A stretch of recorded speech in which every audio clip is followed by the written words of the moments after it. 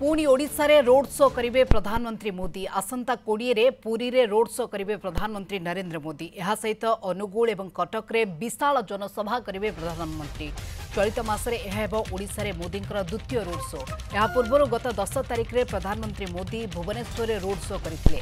सेहिपरि आसंता 15 तारिख रे केंद्र गृहमंत्री अमित शाह पुणी ओडिशा आसुछंती। राउरकेला कंटाबांझी आस्कारे निर्वाचन सभा करिवे अमित शाह। सेहिपरि आसंता 17 रे बीजेपी राष्ट्रीय अध्यक्ष जेपी नड्डा सुंदरगढ़ हिंजिली पद्मपुर विशाल जनसभा करिवे। एने बीजेपी राज्य उपसभापति गोलोक महापात्र सूचना दैछंती।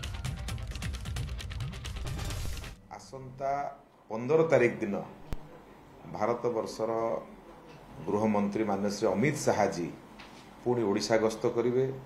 तीनोटी लोकसभा को गस्त करिवे। गोटे होची आपण सुंदरगढ़ राउरकेला, बलांगीर कंटाबांझी एवं आस्कार सोरडा ठारे सभा करिवे।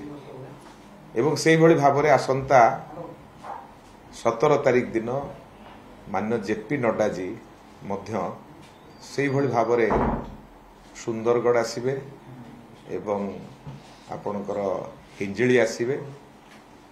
तीनोटी लोकसभा